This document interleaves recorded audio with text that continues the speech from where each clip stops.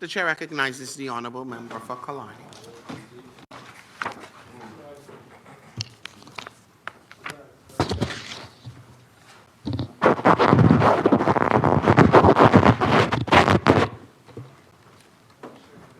I was here minding my own business today. He come bothering me.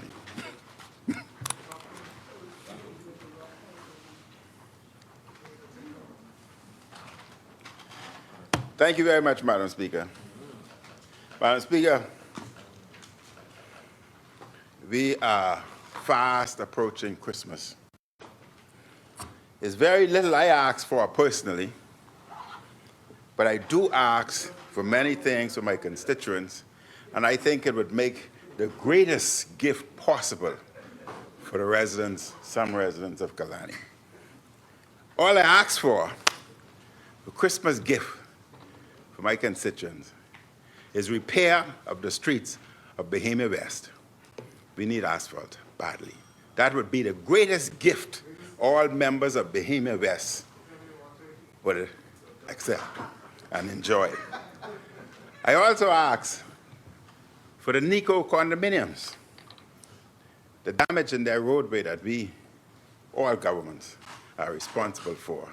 That would be the greatest gift given to those individuals in that community. And so with the residents of South Ocean. They too would be happy, ho, ho, ho, if they too were given proper roadway. And then, Madam Speaker, the other day I saw even an individual walking the Cable Beach Strip in a Santa Claus outfit. And they said, the greatest gift you can give to me to carry and inform the residents of Killarney that the street lights from the western end of Goodman's Bay to Seaview Avenue past the Goodman's Bay Corporate Center, if those street lights were lit, if not today, at least by Christmas. Madam Speaker, that's the greatest gift you can give me. As for Oban, before I get into my debate,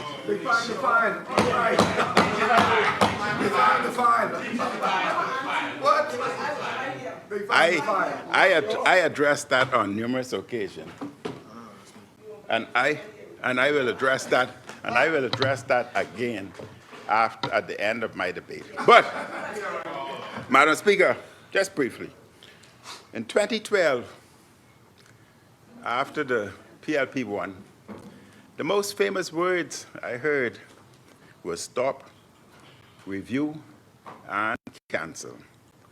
Those words resonated in my mind, and they made sense. And in 2017, when we became government, I ensured that government should be continuous. There will be no stop, there will be no review, there will be no cancel. Hence, Oban's file were brought forth because it was supposedly completed, and we signed and subsequently take all responsibility. But, Madam Speaker, today's bill is a very important and significant bill, has both national and international implications. And I would like to see both parties get together and, if necessary, even put the bill in committee, because this has serious ramification on us internationally. And it should be a bill that is voted upon unanimously. But I rise today to make my contribution to this Smuggling and Migrant Bill 2025. Human smuggling is a vexing problem in our country. We are immediately offshore of the richest country in the world. People who want to go there use our country as a transit point, and sadly, too many Bahamians are willing to get involved with this illegal and immoral trafficking of persons, business into the United States. And sometimes This includes well-connected individuals. The money made can be quite high, with smugglers charging more than $10,000 per head, based on what country the smuggled person is from. The smuggling of migrants is already illegal, but this bill seeks to toughen the regime against this crime. It also seeks to protect the rights of smuggled migrants, to promote border security, to strengthen interagency and international cooperation, and to fulfill our international obligations. Under the bill, a person who commits an offense of smuggling under subsection 1 is liable, A, on summary conviction, to a fine not exceeding $100,000 or to imprisonment for a term not exceeding 7 years or to both. And B, on conviction on information, to a fine not exceeding $200,000 or to imprisonment for a term not exceeding 10 years or both. A person who commits an offense of smuggling with aggravation under subsection 4 is liable, A, on summary conviction, to a fine not exceeding $250,000 or imprisonment for a term not exceeding 7 years or to both. B, a non-conviction on information, to a fine not exceeding $300,000 or to imprisonment for a term not exceeding 15 years or both. These are just some of the penalties outlined in the legislation. The penalties are aggressive, including seizure orders, in order to deter people from even thinking about involvement in human smuggling. What is most important, Madam Speaker, is for us to enforce these laws. We are a nation that is great on passing laws, but we are a disaster when it comes to enforcement. Madam Speaker, driving here to Parliament today, passing Goodman's Bay, there were more than 40 children on the park utilizing the swings, the sliding boards, and running around. And speeding next to those individuals were cars driving on the Goodman's Bay Park. There are parking facilities.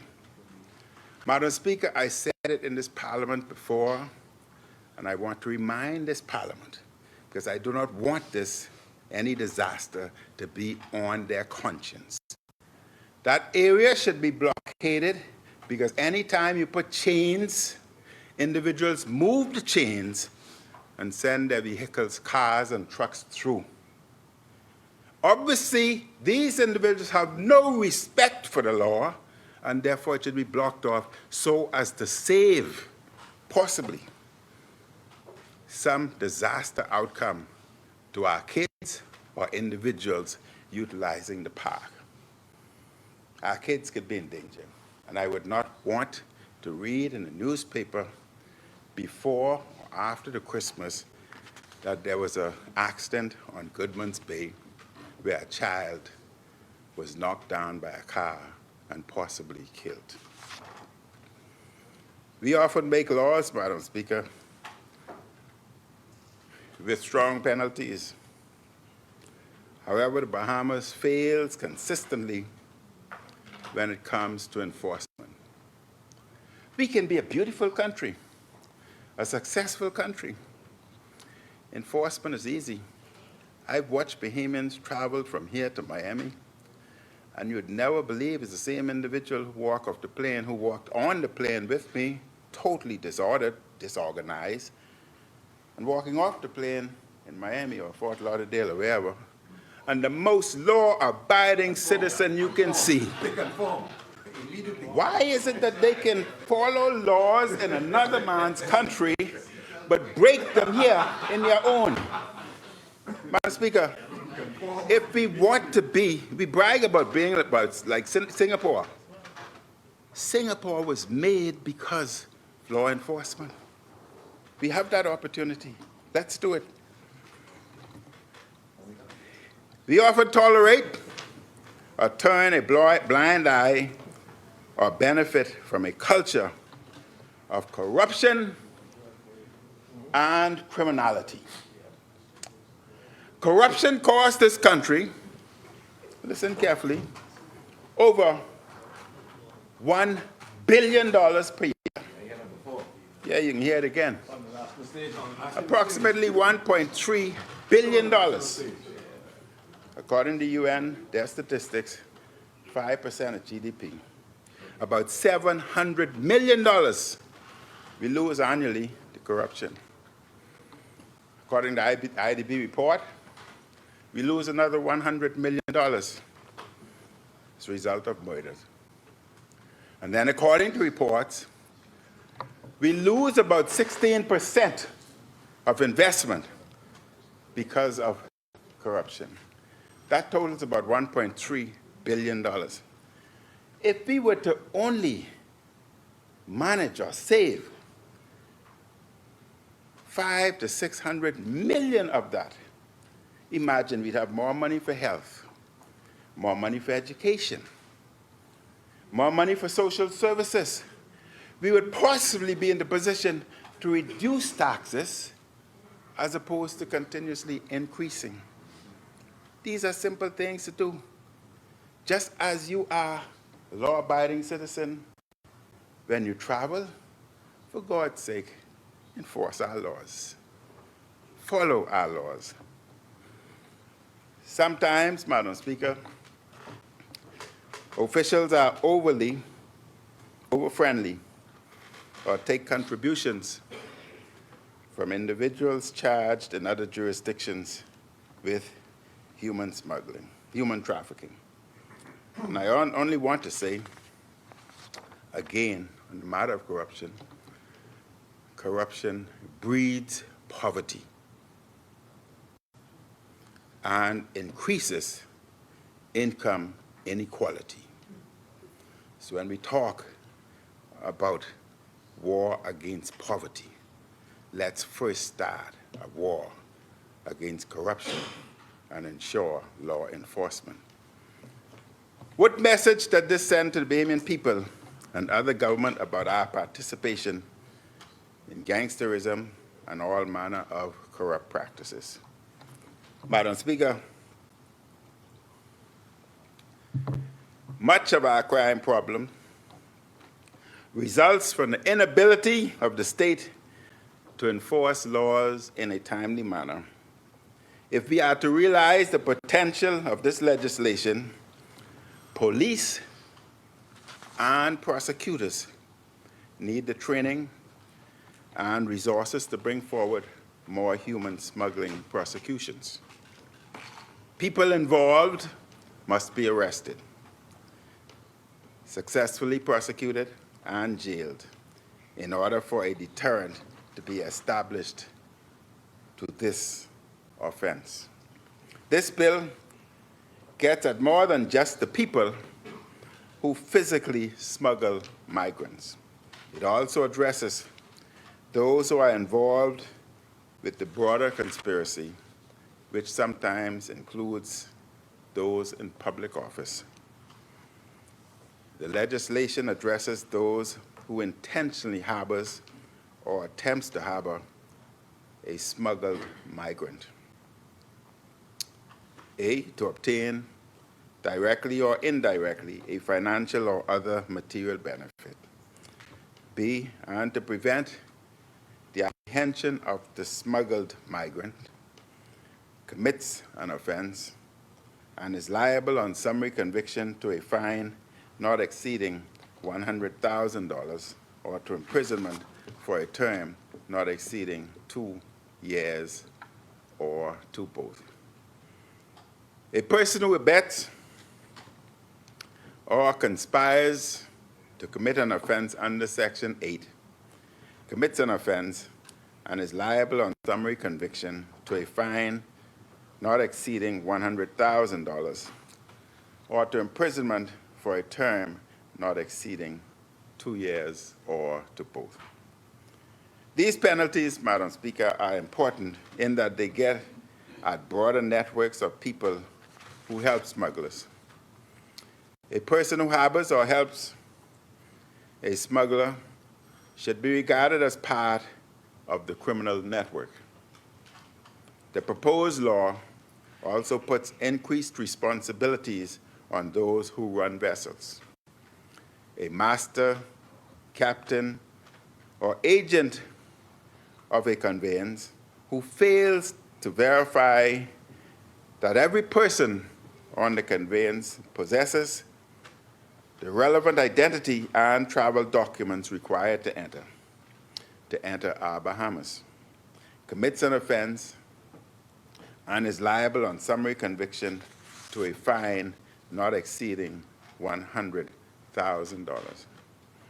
A master, captain, or agent of a conveyance who fails to notify the competent authorities that the person has attempted to travel or has traveled on that conveyance without the identity and travel documents required to enter the Bahamas commits an offense, and in addition to any other penalty provided in any other written law, is liable on summary conviction to a fine not exceeding $150,000.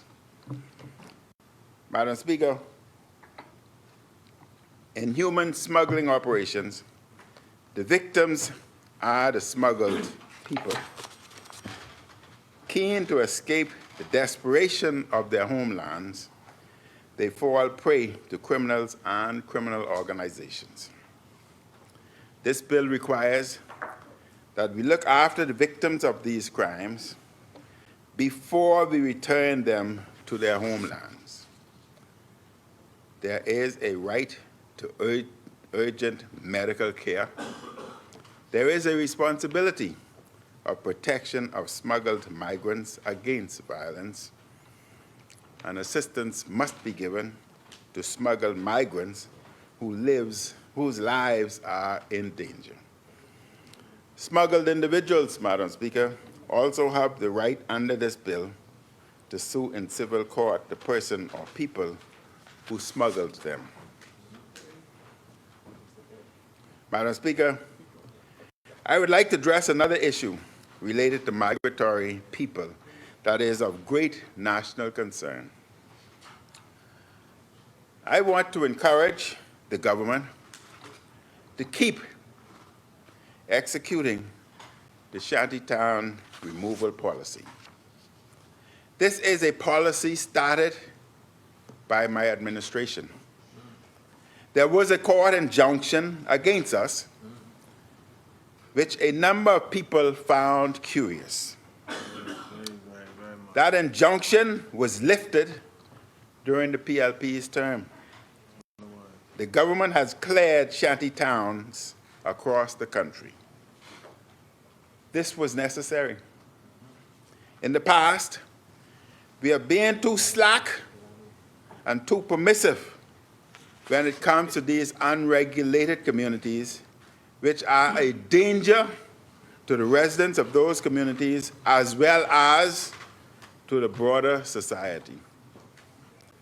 We have allowed illegal shanty towns to be built and to spread across the archipelago. Madam Speaker, just to divert,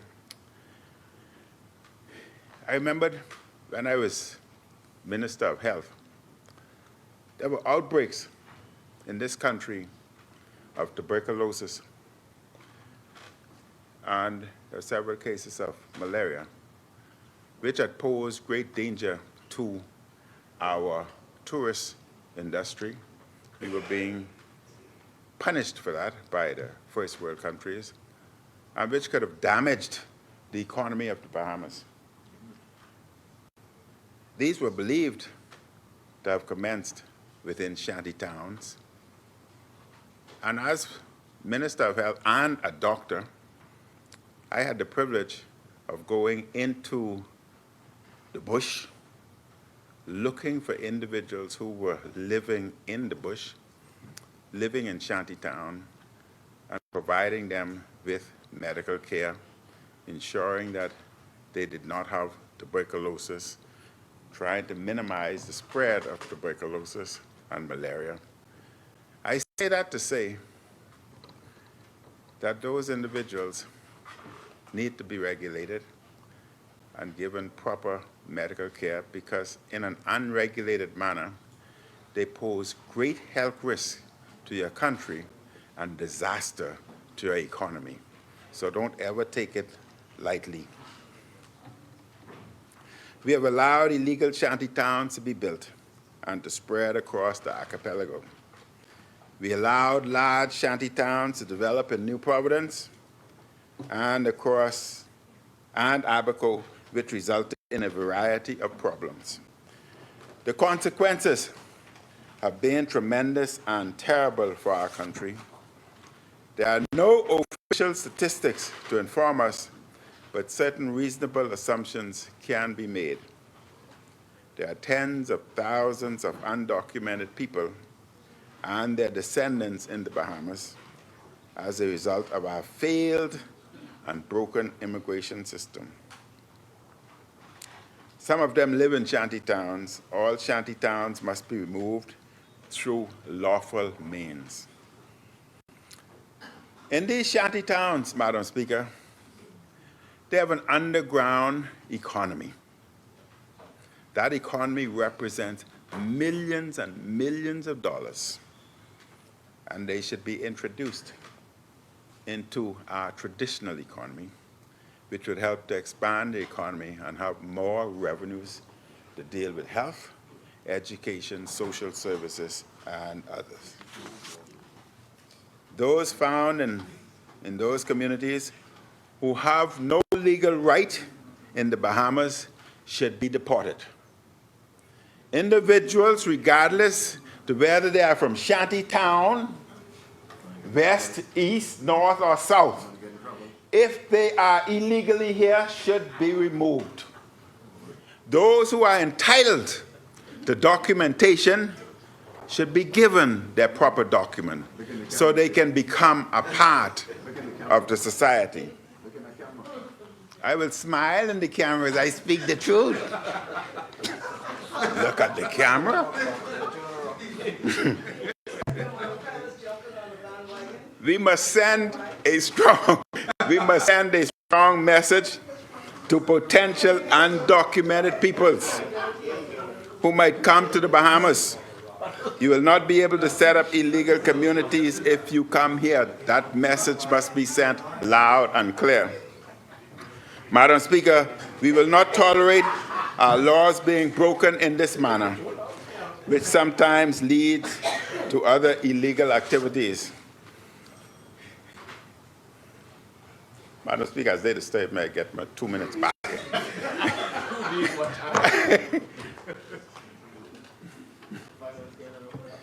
With ad hoc electricity setups and no proper sewage systems, the communities are fire hazards and public health threats. There have been numerous major fires at shanty towns over the years. The Davis administration must finish the work we started and press forward until there are no shanty towns left in our homeland. This is an achievable goal, but we must achieve it together. If they are ended, fewer people may consider coming to the Bahamas because they would know that we are no longer a permissive environment, that allows undocumented people to set up illegal communities and live in the open. The Bahamas must come to grips with its immigration crisis. Ending shanty towns will help. I know the Prime Minister does not think we have an immigration crisis, but he's wrong. And the Bahamian people think he is wrong. The crisis of illegal immigration is threatening Bahamian control of the Bahamas. We as a people must pressure the sitting government to do more. Thus far, they seem indifferent to the crisis we see all around us, all over New Providence, Grand Bahama, and the Family Islands. In fact, the governing party seems too sympathetic to the cause of foreigners, while plenty Bahamians are struggling with the cost of living crisis. The chair recognizes the honourable member for Pinewood. That the House sit beyond the 7 o'clock hour. Thank you, honourable members. It has been moved and seconded that the business of this House proceeds beyond the 7 p.m. hour. As many are in favour, will remain seated. Those opposed will stand. The motion is carried. The business of this House will now proceed beyond the 7 p.m. hour. You may proceed, Colonel. Time flying. I thought it was 5 o'clock.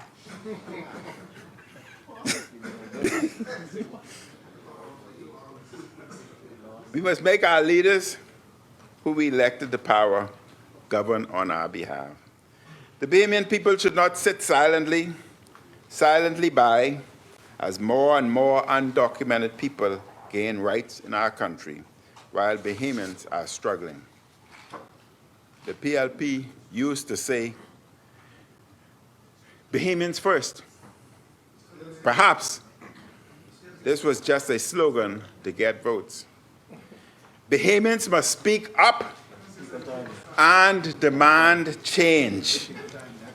This is our homeland. We must defend it or otherwise lose it. The father of the nation, the late Sir Lyndon Pinlan, has said, we either fight for it or we lose it. Those words still hold today.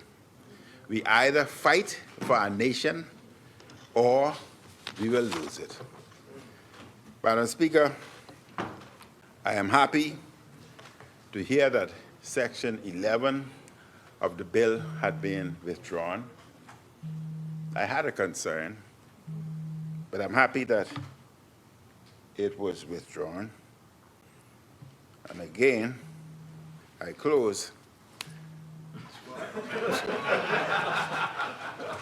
Boy, y'all sending everything over here to attack me. Jesus, you're sending mosquito and all. Normally you would bite me like sandflies where I can't see, but at least I could have seen that one. But Madam Speaker, I close by asking the Minister of Works, member for Central and South Eleuthera, please make me happy for Christmas. Give me my gift. Make my constituents happy, and I am happy. I personally don't need anything, but I would be most happy with the road paving the Bahamia West, Nico Condominium, Ruby Avenue, South Ocean, and my lights on the Government Bay Park, and save our children on the Goodman's Bay Park. Allow them to exercise freely. Allow them to move about freely without having to back aside of some car running through the park. Put the stumps in so as to block the entrance, because chains do not work. If individuals need to go into the park, park in the parking lot. If they need to carry a tent, parking lot and carry a tent. If you need to carry your beers or whatever it is, drink, whatever, park in the parking lot and walk into the park. Madam Speaker, Kalani rests. Thank you, Honourable Member Asmini.